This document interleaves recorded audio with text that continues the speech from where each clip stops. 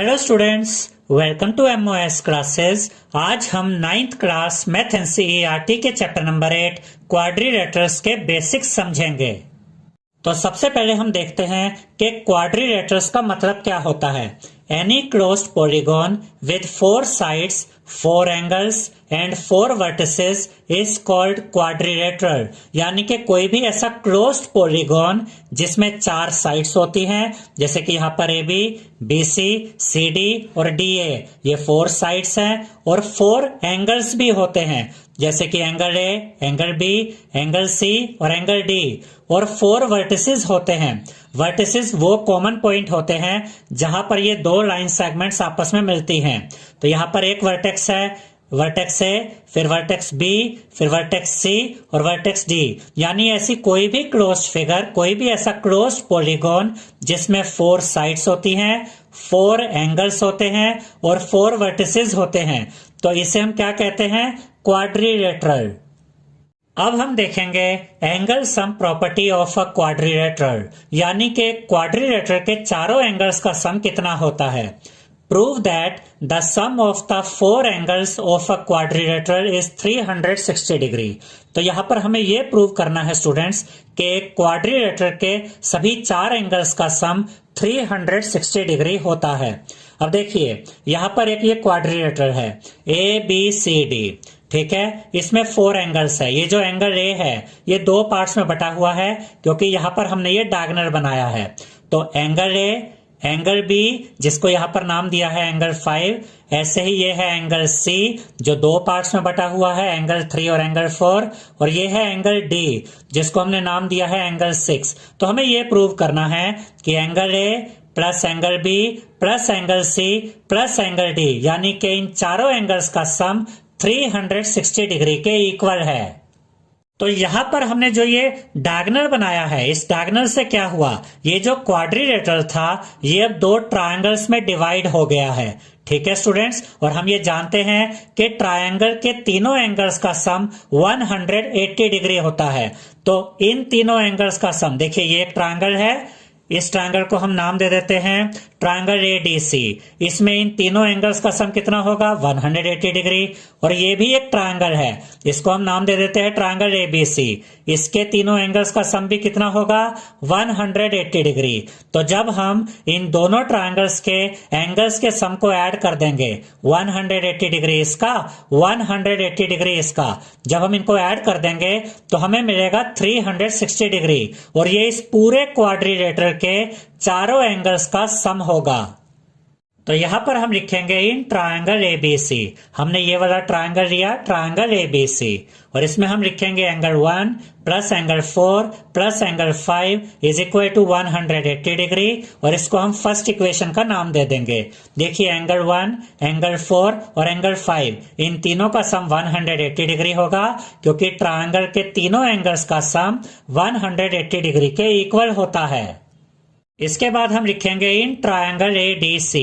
अब हम ये वाला ट्रायंगल लेते हैं, ट्रायंगल एडीसी। इसमें हम लिखेंगे angle 2 plus angle 3 plus angle 6 is equal to 180 degree, और यहां पर हम लिखेंगे इक्वेशन 2, यानी कि इस ट्रायंगल में इन तीनों एंगल्स का सम 180 डिग्री के इक्वल है। अब यहां पर हमें ये 2 इक्वेशंस मिल गई। अब ध्यान से देखिए स्टूडेंट्स, हम इन दोनों इक्वेशंस को यहां पर ऐड कर देंगे। तो यहां पर हम लिखेंगे एडिंग इक्वेशन 1 एंड इक्वेशन 2। तो जब हम इन दोनों इक्वेशंस को ऐड करेंगे तो लेफ्ट हैंड साइड से लेफ्ट हैंड साइड ऐड होगी और राइट हैंड साइड के साथ राइट हैंड साइड ऐड होगी। तो angle 1 plus angle 4 plus angle 5 ये हम यहां पर लिखेंगे, और इसके साथ क्या ऐड होगा? ये left hand side angle 2, angle 3, angle 6। तो यहां पर हम लिखेंगे plus angle 2 plus angle 3 plus angle 6 is equal to का साइन आएगा। ये जो राइट हैंड साइड है 180 डिग्री, ये हम यहां पर लिखेंगे, और इसके साथ ऐड हो जाएगी ये वाली राइट हैंड साइड, यानी कि 180 डिग्री। इन दोनों को आप ऐड करेंगे तो आपको मिल जाएगा 360 डिग्री। तो राइट हैंड साइड में तो 360 डिग्री आ गया है। यहां पर ध्यान से देखिए, इस फिगर में देखिए एंगल 1 और एंगल 2 को ऐड कर दीजिए तो आपको ये पूरा एंगल यानी कि एंगल ए मिल जाता है। तो एंगल 1 और एंगल 2 को देखिए, एंगल 1 और एंगल 2 को अगर आप ऐड करते हैं तो आपको मिलता है एंगल ए। तो यहां पर हम लिखेंगे एंगल ए। अब हम एंगल 3 और एंगल 4 को ऐड करते हैं। देखिए, अगर हम एंगल 3 और एंगल 4 को ऐड करते हैं तो हमें ये पूरा एंगल मिल जाएगा एंगल सी। तो जब हमने एंगल 3 और एंगल 4 को ऐड किया तो हमें यहां पर मिल गया एंगल सी। और जो ये एंगल 5 है, देखिए एंगल 5 और कुछ नहीं बल्कि एंगल बी है। तो एंगल 5 की जगह यहां पर हम लिखेंगे एंगल बी। और ये जो एंगल सी है ये और कुछ नहीं बल्कि एंगल डी है। तो इस एंगल सी की जगह यहां पर हम लिखेंगे एंगल डी। तो यहां पर हमें मिल गया है angle A plus angle C plus angle B plus angle D is equal to 360 degree. अब हम इसको सही ऑर्डर में यहां पर लिख देते हैं। Angle A plus angle B plus angle C plus angle D is equal to 360 degree. यानी कि क्वाड्रिलेटरल के चारों एंगल्स का सम इक्वल होता है 360 डिग्री के। ये हमने यहां पर प्रूव करके दिखा दिया है। और स्टूडेंट्स, ये एक बहुत ही इंपॉर्टेंट क्वेश्चन है। ये आपको प्रूव करने के लिए दिया जा सकता है एग्जाम्स में कि प्रूव कीजिए कि क्वाड्रिलेटरल के चारों एंगल्स का सम 360 डिग्री के इक्वल होता है। तो इसकी अच्छे से प्रैक्टिस कर लीजिएगा। अब हम देखेंगे टाइप्स ऑफ क्वाड्रिलेटरल्स, यानी कि क्वाड्रिलेटरल्स कौन कौन से टाइप के होते हैं। तो सबसे पहले हम देखेंगे पैरेललोग्राम। यहाँ पर आप देख सकते हैं कि ये एक पैरेललोग्राम है और ये भी एक क्वाड्रिलेटरल ही होता है क्योंकि इसमें भी 4 साइड्स होती हैं। तो इस parallelogram A B C D में हमने ये 2 डायगोनल्स बनाए हैं और ये दोनों डायगोनल्स एक दूसरे को ओ पॉइंट पर इंटरसेक्ट करते हैं। अब हम पैरेललोग्राम की प्रॉपर्टीज देखेंगे। Opposite sides of a parallelogram are equal, यानी कि पैरेललोग्राम की जो अपोजिट साइड्स होती हैं ये आपस में इक्वल होती हैं। तो ए बी इक्वल होगी डी सी के और ए डी इक्वल होगी बी सी के। उसके बाद opposite sides of a parallelogram are parallel, यानी कि पैरेललोग्राम की जो अपोजिट साइड्स होती हैं ये आपस में पैरेलल होती हैं। तो ए बी पैरेलल होगी डी सी के और ए डी पैरेलल होगी बी सी के। उसके बाद थर्ड प्रॉपर्टी है opposite angles of a parallelogram are equal, यानी कि पैरेललोग्राम के जो अपोजिट एंगल्स होते हैं ये आपस में इक्वल होते हैं। तो एंगल ए इक्वल होगा एंगल सी के और एंगल बी इक्वल होगा एंगल डी के। उसके बाद diagonals of a parallelogram bisect each other, यानी कि पैरेललोग्राम के जो डायगोनल्स होते हैं ये एक दूसरे को बाइसेक्ट करते हैं, आधा आधा काटते हैं। तो ओ डी इक्वल होगा ओ बी के और ओ ए इक्वल होगा ओ सी के, क्योंकि ये डायगोनल्स आपस में बाइसेक्ट हुए हैं। तो इतना पार्ट इसके इक्वल होगा और इतना पार्ट इसके इक्वल होगा। तो ये प्रॉपर्टीज हमने देखी पैरेललोग्राम की। अब हम रेक्टेंगल की प्रॉपर्टीज देखेंगे। अब यहाँ पर देखिए स्टूडेंट्स, ये एक रेक्टेंगल है, rectangle A B C D, और ये हमने इसके 2 डायगोनल्स बनाए हैं जो एक दूसरे को ओ पॉइंट पर इंटरसेक्ट करते हैं।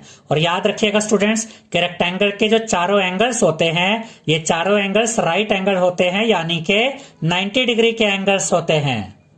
अब हम रेक्टेंगल की प्रॉपर्टीज देखते हैं। Opposite sides of a rectangle are equal, यानी कि रेक्टेंगल की अपोजिट साइड्स आपस में इक्वल होती हैं। तो ए बी इक्वल होगी डी सी के और ए डी इक्वल होगी बी सी के। नेक्स्ट है opposite sides of a rectangle are parallel, यानी कि रेक्टेंगल की अपोजिट साइड्स पैरेलल भी होती है। तो ए बी पैरेलल होगी डी सी के और ए डी पैरेलल होगी बी सी के। उसके बाद है all 4 angles of a rectangle are 90 degree.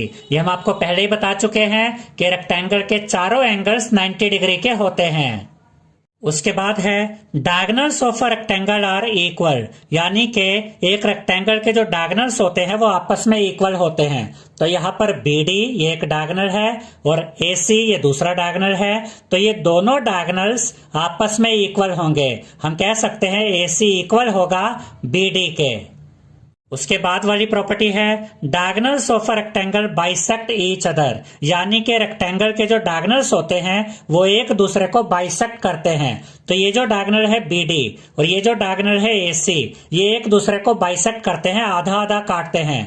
तो ये वाला पार्ट इक्वल होगा इस पार्ट के, यानी कि ओ बी इक्वल होगा ओ डी के, और इतना पार्ट इक्वल होगा इतने पार्ट के, यानी कि ओ ए इक्वल होगा ओ सी के। तो ये हमने समझा रेक्टेंगल की प्रॉपर्टीज को। अब हम स्क्वायर की प्रॉपर्टीज को देखेंगे। तो यहाँ पर आप ये स्क्वायर देख सकते हैं, square A B C D, और इसमें ये दो डायगोनल है, ए सी डायगोनल और बी डी डायगोनल, जो एक दूसरे को ओ पॉइंट पर इंटरसेक्ट कर रहे हैं। तो स्क्वायर की पहली प्रॉपर्टी है opposite sides of a square are parallel, यानी कि स्क्वायर की जो अपोजिट साइड्स होती हैं ये पैरेलल होती हैं। तो ए बी पैरेलल होगा डी सी के और ए डी पैरेलल होगा बी सी के।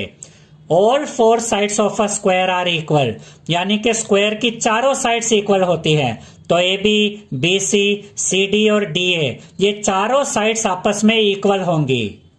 All four angles of a square are 90 degree, यानी स्क्वायर के जो एंगल्स होते हैं ये चारों एंगल्स 90 डिग्री होते हैं। ये एंगल भी 90 डिग्री होगा, उसके बाद ये एंगल भी 90 डिग्री होगा, उसके बाद ये एंगल भी 90 डिग्री होगा, और उसके बाद ये वाला एंगल भी 90 डिग्री होगा।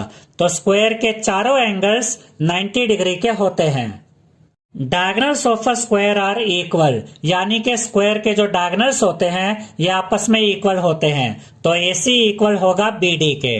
उसके बाद diagonals of a square bisect each other at 90 degree. अब यहाँ पर दो चीजें हैं कि स्क्वायर के जो डायगोनल्स होते हैं वो एक दूसरे को बाइसेक्ट करते हैं, यानी कि OA इक्वल होगा OC के और OB इक्वल होगा OD के। ये तो एक बात हो गई, और ये 90 डिग्री पर एक दूसरे को बाइसेक्ट करते हैं। तो यहाँ पर जो ये एंगल बनेंगे, ये वाला एंगल, ये वाला एंगल, ये वाला एंगल और ये वाला एंगल, ये चारों एंगल्स 90 डिग्री के होंगे, क्योंकि स्क्वायर के डायगोनल्स एक दूसरे को 90 डिग्री पर बाइसेक्ट करते हैं। तो ये थी स्क्वायर की प्रॉपर्टीज। अब हम देखेंगे रोम्बस की प्रॉपर्टीज। तो यहाँ पर आप इस रोम्बस को देख सकते हैं। ये रोम्बस है ABCD, इसमें ये दो डायगोनल्स है, डायगोनल AC और डायगोनल BD, जो एक दूसरे को पॉइंट O पर इंटरसेक्ट कर रहे हैं। तो रोम्बस की पहली प्रॉपर्टी है opposite sides of a rhombus are parallel, यानी कि रोम्बस की जो अपोजिट साइड्स होती हैं ये आपस में पैरेलल होती हैं। तो AB पैरेलल होगी DC के और AD पैरेलल होगी BC के। नेक्स्ट प्रॉपर्टी है रोम्बस की all four sides of a rhombus are equal, यानी रोम्बस की चारों साइड्स इक्वल होती है। तो AB, BC, CD और DA, ये चारों साइड्स आपस में इक्वल होंगी। रोम्बस की थर्ड प्रॉपर्टी है diagonals of a rhombus bisect each other at 90 degree, यानी कि रोम्बस के जो डायगोनल्स होते हैं ये एक दूसरे को बाइसेक्ट करते हैं 90 डिग्री पे। तो OB इक्वल होगा OD के, OA इक्वल होगा OC के, और ये जो चार एंगल्स आप देख रहे हैं ये चारों एंगल्स यहाँ पर 90 डिग्री के होंगे। उसके बाद है opposite angles of a rhombus are equal, यानी कि रोम्बस के जो अपोजिट एंगल्स होते हैं ये आपस में इक्वल होते हैं। तो एंगल A इक्वल होगा एंगल C के और एंगल B इक्वल होगा एंगल D के। तो ये तो थी रोम्बस की प्रॉपर्टीज। अब हम देखेंगे काइट की प्रॉपर्टीज। तो ये आप काइट देख सकते हैं जिसका नाम है ABCD। अब हम काइट की प्रॉपर्टीज देखेंगे।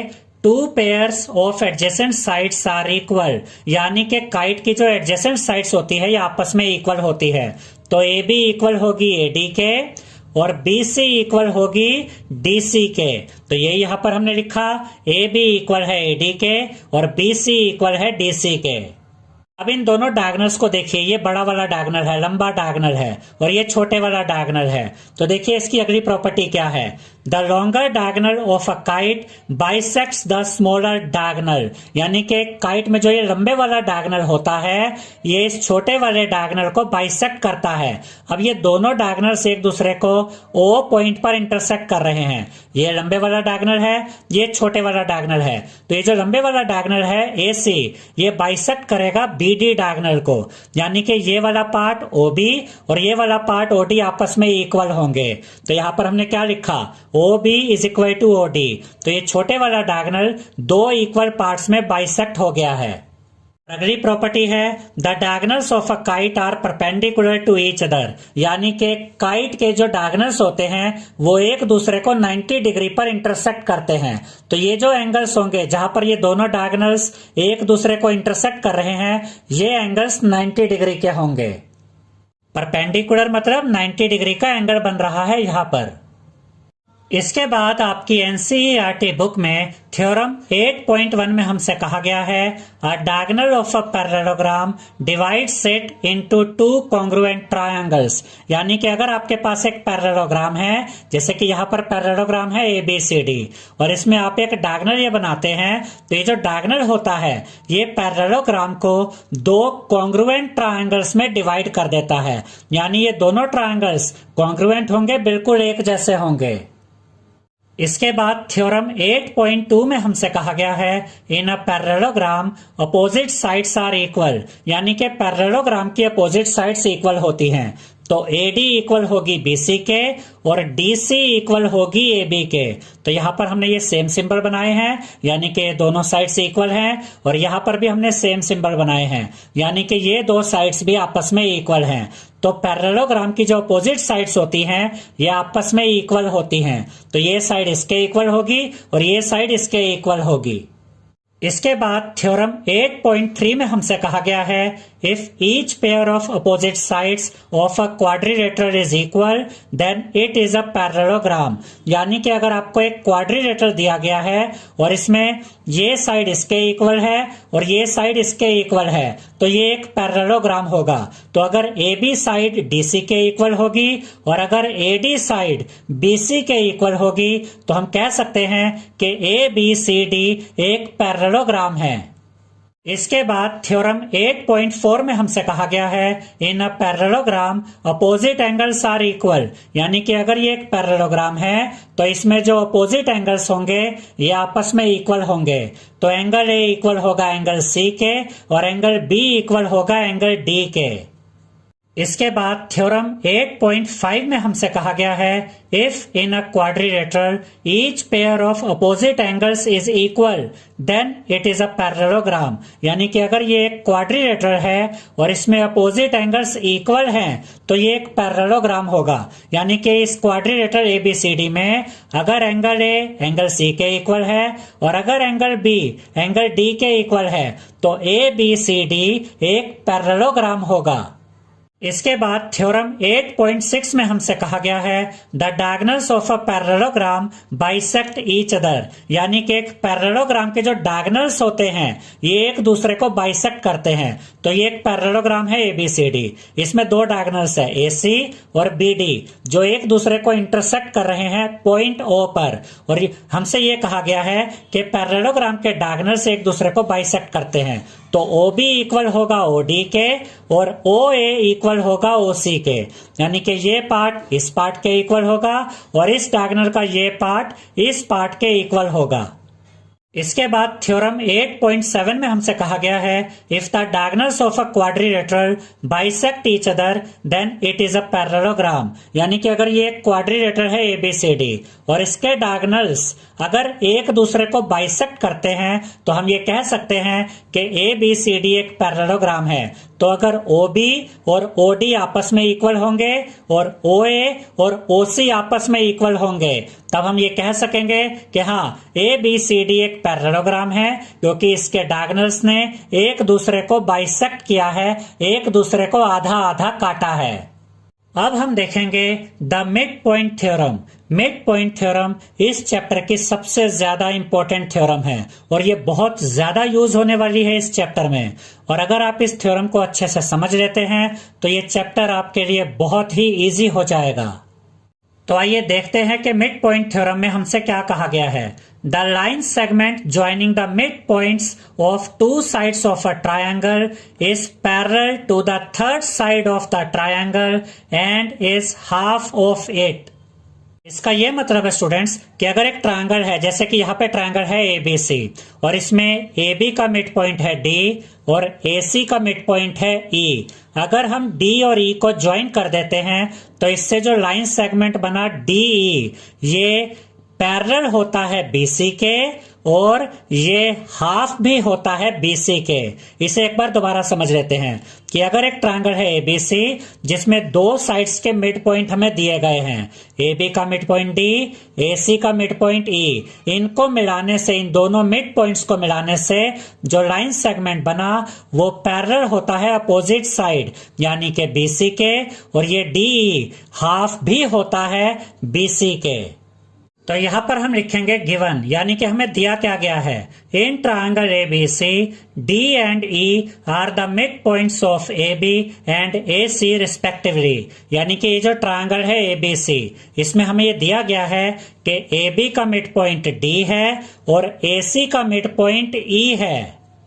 उसके बाद हम लिखेंगे टू प्रूव, यानी कि हमें प्रूव क्या करना है। तो हमें एक चीज तो ये प्रूव करनी है कि DE is parallel to BC, यानी कि इन मिड पॉइंट को मिलाने से जो ये लाइन सेगमेंट बना DE, हमें प्रूव करना है कि ये पैरेलल है BC के।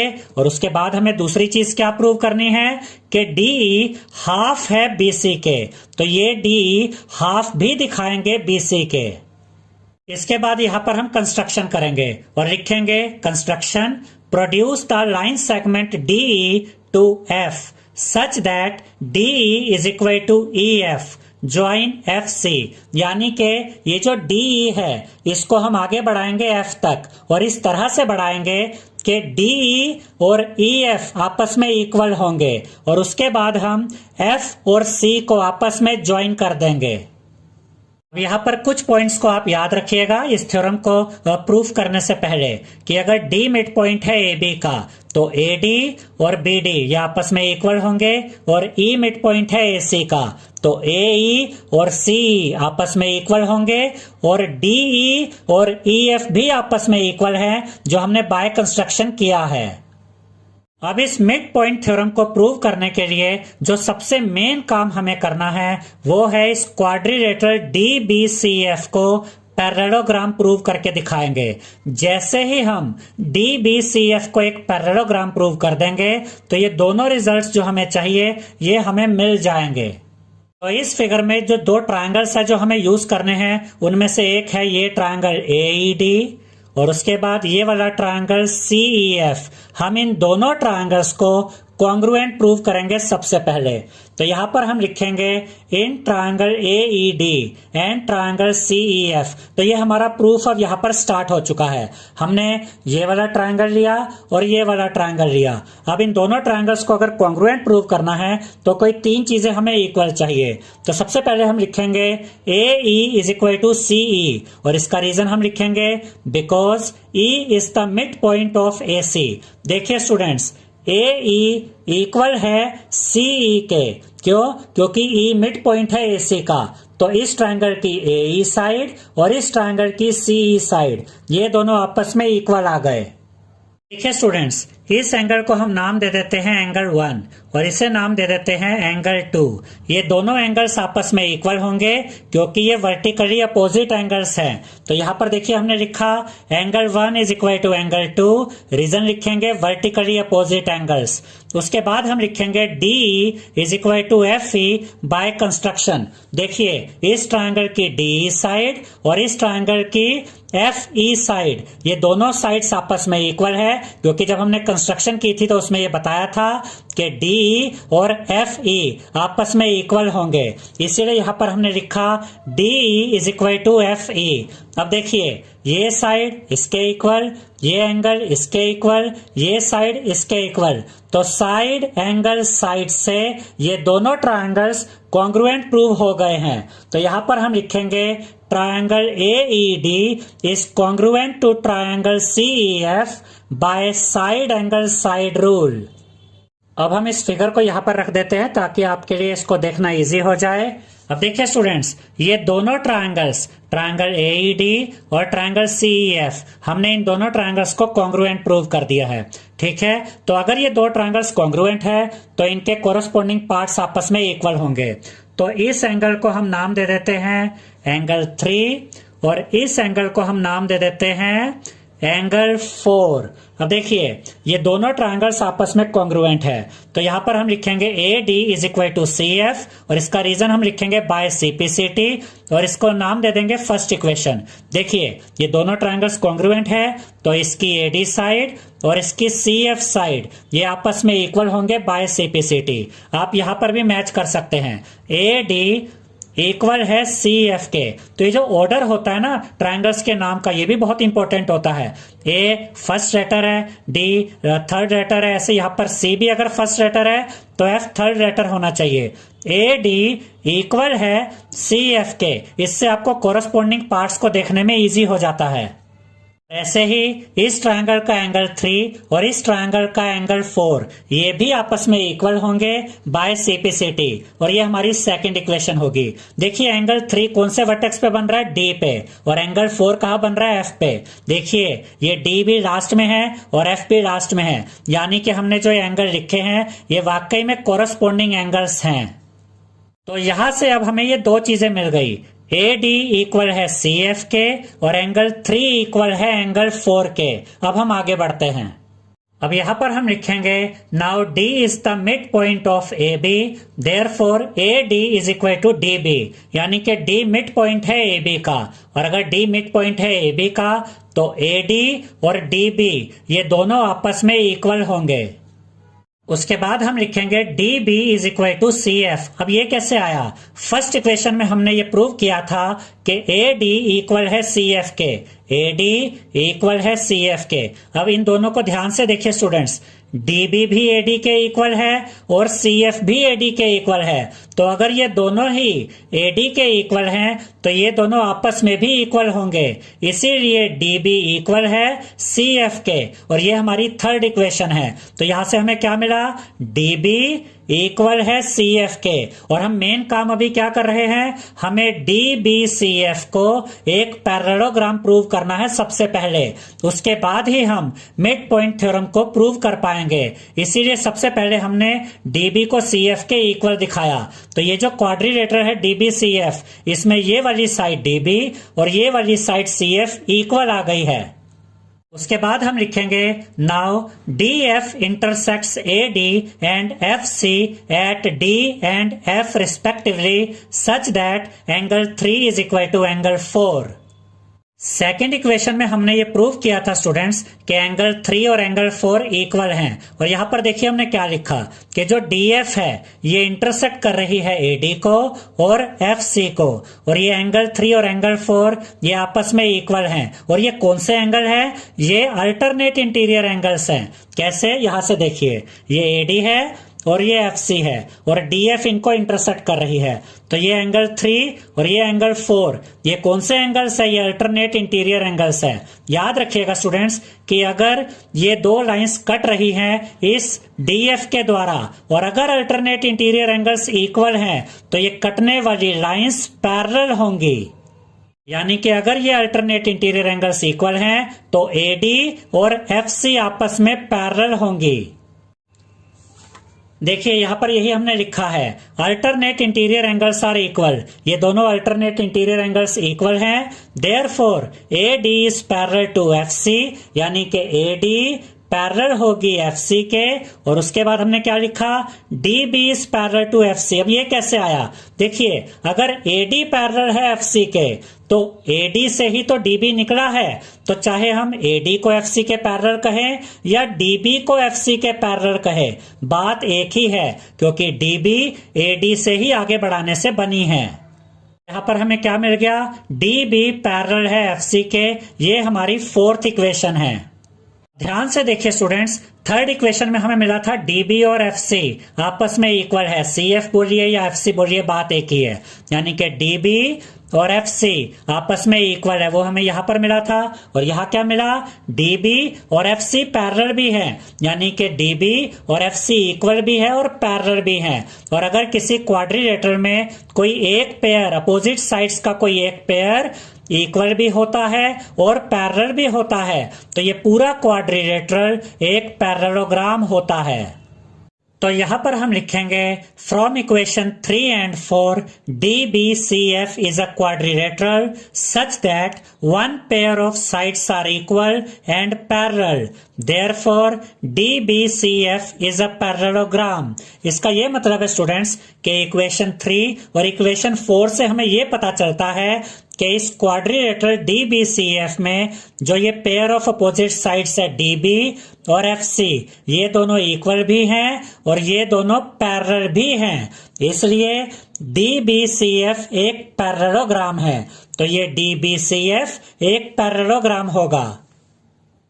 अब देखिए, अगर DBCF एक पैरेललोग्राम है तो जो DF है ये DF पैरेलल होगा BC के। क्यों? क्योंकि पैरेललोग्राम की जो अपोजिट साइड्स होती हैं वो पैरेलल होती हैं, और DF इक्वल भी होगा BC के, क्योंकि पैरेललोग्राम की अपोजिट साइड्स इक्वल भी होती हैं। तो यहां पर हम लिखेंगे DF is parallel to BC and DF is equal to BC, और इसका रीजन हम लिखेंगे because opposite sides of a parallelogram are parallel and equal. उसके बाद यहां पर हम लिखेंगे because DE is equal to FE, therefore DE is equal to half of DF। देखिए स्टूडेंट्स, जब हमने कंस्ट्रक्शन की थी तो हमने क्या कहा था कि जितना DE है उतना ही FE भी है, यानी कि DE और FE इक्वल है, तो इनको हमने इक्वल लिखा। अब देखिए, अगर DE और FE इक्वल है तो जो DE है ये इस पूरे DF का हाफ होगा, आधा होगा, इसीलिए यहां पर हमने लिखा DE is equal to half of DF। और अभी यहां पर हमने क्या प्रूव किया था कि DF और BC इक्वल हैं, यानी कि ये जो DF है और ये जो BC है ये पैरेललोग्राम की अपोजिट साइड्स हैं, इसलिए BC और DF इक्वल हैं। और अगर DF और BC इक्वल हैं तो DF की जगह यहां पर हम BC लिख सकते हैं। तो यहां पर हम लिखेंगे DE is equal to half of BC, और इसका रीजन हम लिखेंगे because DF is equal to BC। तो एक चीज तो हमें यही प्रूव करनी थी कि जो DE है वो इस BC का हाफ है, वो हमने यहां पर प्रूव कर दिया। अब ध्यान से देखिए, यहां पर जो ये DF है ये पैरेलल है BC के, क्योंकि अपोजिट साइड्स ऑफ पैरेललोग्राम है। यहां पर हमने लिखा भी था DF is parallel to BC, DF parallel है BC के, तो DE भी तो DF का ही पार्ट है। तो अगर DF पैरेलल होगा BC के तो DE भी पैरेलल होगा BC के, इसलिए यहां पर हम लिखेंगे DE is parallel to BC because DF is parallel to BC। तो इस तरह से हमने मिड पॉइंट थ्योरम को प्रूव कर दिया है कि अगर किसी ट्रायंगल में दो मिड पॉइंट्स को मिलाने से जो लाइन सेगमेंट बनती है वो अपोजिट साइड के पैरेलल भी होती है, और ये वाली लाइन सेगमेंट अपोजिट साइड की हाफ भी होती है। देखिए, DE हाफ है BC के, DE पैरेलल है BC के, ये DE हाफ है BC के और ये DE पैरेलल भी है BC के, और यही हमें प्रूव करना था। अब इसके बाद हम देखेंगे converse of mid point theorem. तो converse of mid point theorem में हमसे कहा गया है the line drawn through the mid point of one side of a triangle parallel to another side bisects the third side. इसका यह मतलब है स्टूडेंट्स कि एक ट्रायंगल है ABC, इसमें P जो है ये मिड पॉइंट है AB का, और P से एक लाइन ड्रॉ की गई PQ, और ये जो PQ लाइन है ये हमें कहा गया है कि ये पैरेलल है BC के अपोजिट साइड, यानी BC के पैरेलल है। मैं इसे रिपीट कर देता हूं, एक ट्रायंगल है ABC जिसमें AB का मिड पॉइंट है P, यानी P हमें मिड पॉइंट दिया गया है। P से एक लाइन ड्रॉ की गई PQ जो कि पैरेलल है BC के, और हमें यह प्रूव करना है कि जो Q है ये मिड पॉइंट है AC का, यानी कि इस मिड पॉइंट से जो लाइन ड्रॉ की गई जहां पर ये मिलती है AC को, ये AC को बाइसेक्ट कर देती है, यानी कि Q मिड पॉइंट है AC का, ये हमें प्रूव करना है। या दूसरे शब्दों में हम ये भी कह सकते हैं कि हमें AQ और CQ को इक्वल दिखाना है, क्योंकि अगर ये मिड पॉइंट है तो ये दोनों पार्ट्स आपस में इक्वल होंगे। तो जैसे ही हम AQ और CQ को इक्वल दिखा देंगे तो ये प्रूव हो जाएगा कि Q मिड पॉइंट है AC का। तो यहां पर हम लिखेंगे given a triangle ABC in which P is the mid point of AB and PQ is parallel to BC, यानी कि इस ट्रायंगल ABC में P मिड पॉइंट है AB का और जो PQ है ये पैरेलल है BC के। टू प्रूव यानी कि हमें प्रूव क्या करना है, AQ is equal to CQ। हमें AQ और CQ को इक्वल दिखाना है। उसके बाद हम कंस्ट्रक्शन करेंगे। Draw a line segment QR parallel to AB, यानी कि हम एक लाइन सेगमेंट ड्रॉ करेंगे QR और ये QR पैरेलल होगी AB के, यानी कि AB और QR आपस में पैरेलल हैं। देखिए स्टूडेंट्स, अगर हमें AQ और CQ को इक्वल दिखाना है तो हमें इस ट्रायंगल APQ और इस ट्रायंगल CRQ को कॉन्ग्रुएंट प्रूव करना होगा, क्योंकि अगर हम इन दोनों ट्रायंगल्स को कॉन्ग्रुएंट प्रूव कर देते हैं तो इस ट्रायंगल की ये वाली साइड AQ और इस ट्रायंगल की ये वाली साइड CQ ये आपस में इक्वल हो जाएंगे बाय सिंप्लिसिटी। लेकिन इन दोनों ट्रायंगल्स को कॉन्ग्रुएंट प्रूव करने से पहले हमें एक और जरूरी काम करना होगा, और वो है कि ये जो क्वाड्रिलेटरल है PBRQ, हमें इसको एक पैरेललोग्राम प्रूव करना होगा। जब हम इसे एक पैरेललोग्राम प्रूव कर देंगे उसके बाद ही हम इन दोनों ट्रायंगल्स को कॉन्ग्रुएंट प्रूव कर सकेंगे। तो यहां पर हम लिखेंगे proof PQ is parallel to BC और इसका रीजन हम लिखेंगे गिवन, यानी कि जो PQ है ये पैरेलल है BC के और ये हमें दिया गया है। उसके बाद हम लिखेंगे PQ is parallel to BR। अब ये कैसे आया, देखिए PQ पैरेलल है BC के और BR भी तो BC का ही पार्ट है, तो अगर PQ और BC पैरेलल हैं तो PQ और BR भी पैरेलल होंगे। तो हमें मिल गया PQ is parallel to BR और ये फर्स्ट इक्वेशन है। अभी हम क्या कर रहे हैं, अभी हम इसको यानी कि PBRQ को एक पैरेललोग्राम प्रूव कर रहे हैं। अब इसके बाद हम लिखेंगे QR is parallel to AB और इसका रीजन हम लिखेंगे बाय कंस्ट्रक्शन, यानी कि ये जो QR है ये पैरेलल है AB के और ये हमने कंस्ट्रक्शन की थी। अब अगर QR पैरेलल है AB के तो QR पैरेलल होगा PB के भी। कैसे, देखिए QR और AB पैरेलल है और जो PB है ये भी तो AB का ही पार्ट है, तो अगर QR AB के साथ पैरेलल है तो QR और PB भी पैरेलल ही होंगे। इसलिए यहां पर हमने लिखा QR is parallel to PB और ये सेकंड इक्वेशन है। अब देखिए स्टूडेंट्स, फर्स्ट इक्वेशन है PQ is parallel to BR, second equation है QR is parallel to PB, यानी कि PQ और BR पैरेलल हैं और यहां से QR और PB पैरेलल हैं। तो ये दोनों अपोजिट साइड्स पैरेलल हैं, ये दोनों अपोजिट साइड्स पैरेलल हैं। तो इसका क्या मतलब हुआ कि PBRQ एक पैरेललोग्राम है, क्योंकि पैरेललोग्राम में अपोजिट साइड्स पैरेलल होती हैं। तो यहां पर हम लिखेंगे PBRQ is a parallelogram from equation 1 and 2। और अगर PBRQ एक पैरेललोग्राम है तो PB इक्वल होगा QR के। तो यहां पर हम लिखेंगे PB is equal to QR because opposite sides of a parallelogram are equal. और जब हम इन दोनों ट्रायंगल्स को अब कॉन्ग्रुएंट प्रूव करेंगे तो वहां पर इसका यूज किया जाएगा। तो यहां पर हम लिखेंगे in triangle APQ and triangle CRQ। देखिए ट्रायंगल APQ ये वाला जिसमें AQ साइड आ रही है और ट्रायंगल CRQ ये वाला ट्रायंगल जिसमें CQ साइड आ रही है, और हमें AQ और CQ को ही इक्वल दिखाना है। तो अब हम इन दोनों ट्रायंगल्स को कॉन्ग्रुएंट प्रूव करेंगे। यहाँ पर हम लिखेंगे AP is equal to QR और इसका रीजन हम लिखेंगे because AP is equal to PB and PB is equal to QR। इस बात को ध्यान से समझिएगा, AP इक्वल है PB के क्योंकि P मिड पॉइंट है AB का, इसलिए AP इक्वल है PB के। और यहाँ क्या प्रूव हुआ था कि PB तो QR के इक्वल है, यानी कि ये वाला जो PB है ये QR के इक्वल है। अब देखिए AP भी PB के इक्वल है और QR भी PB के इक्वल है, तो AP और QR ये आपस में भी इक्वल होंगे क्योंकि ये दोनों ही PB के इक्वल हैं। इसलिए यहां पर हमने लिखा AP is equal to QR।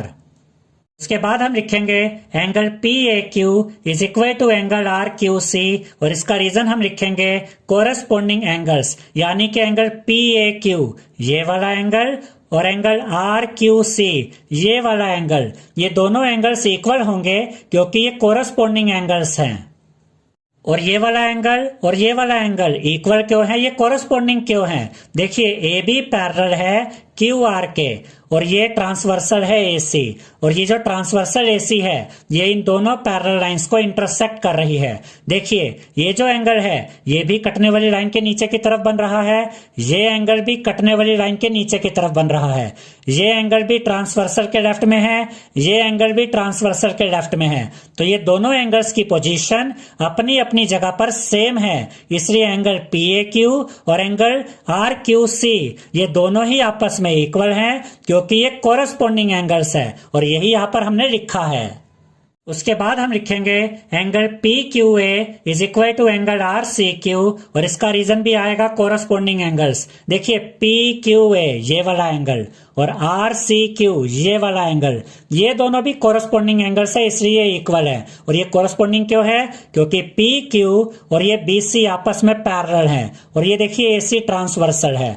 अब ये जो लाइनें कट रही हैं ये पैरेलल है और AC इनको काट रही है, तो इस एंगल को देखिए ये भी कटने वाली लाइन के ऊपर है, ये एंगल भी कटने वाली लाइन के ऊपर है, ये एंगल भी ट्रांसवर्सल के लेफ्ट में है, ये एंगल भी ट्रांसवर्सल के लेफ्ट में है, यानी कि जो पोजीशन इसकी यहाँ पर है वही पोजीशन इस एंगल की यहाँ पर है। तो ये दोनों कौन से एंगल हुए?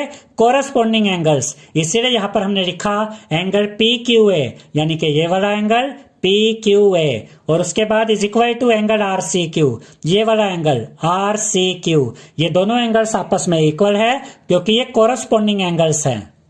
अब ये दोनों ट्रायंगल्स कौन से क्राइटेरिया से कॉन्ग्रुएंट प्रूव होंगे? देखिए एक तो ये एंगल यूज हुआ और एक ये एंगल यूज हुआ और ये वाली साइड यूज हुई, तो एंगल साइड, यहाँ पर ये रूल लगेगा। तो यहाँ पर हम लिखेंगे ट्रायंगल APQ, यानी कि ये वाला ट्रायंगल कॉन्ग्रुएंट है ट्रायंगल CRQ के, इस ट्रायंगल के, बाय एंगल साइड रूल। और अगर ये दोनों ट्रायंगल्स कॉन्ग्रुएंट प्रूव हो गए हैं तो इस ट्रायंगल की ये वाली साइड AQ और इस ट्रायंगल की ये वाली साइड CQ ये आपस में इक्वल होंगे बाय CPCT। तो यहाँ पर हम लिखेंगे therefore AQ is equal to CQ by CPCT। और अगर AQ और CQ इक्वल है तो इसका मतलब Q मिड पॉइंट है AC का, और यही तो हमें प्रूव करना था। तो यहाँ पर हम लिखेंगे hence Q is the mid point of AC। तो converse of mid point theorem क्या है स्टूडेंट्स? कि अगर एक ट्रायंगल ABC में P मिड पॉइंट है AB का और यहां से एक लाइन सेगमेंट ड्रॉ की जाती है जो कि BC के पैरेलल है, तो प्रूव कीजिए कि Q मिड पॉइंट है AC का, और यही यहां पर हमने प्रूव कर दिया है कि जो Q है ये मिड पॉइंट होगा AC का। आई होप स्टूडेंट्स आपको हमारा ये वीडियो पसंद आया होगा। अगर आपको हमारा ये वीडियो पसंद आया है तो इस वीडियो को लाइक करें, शेयर करें, हमारे चैनल को सब्सक्राइब करें और बेल आइकॉन बटन जरूर दबाएं, जिससे हमारी हर नई वीडियो का नोटिफिकेशन आपको मिलता रहे। Thank you.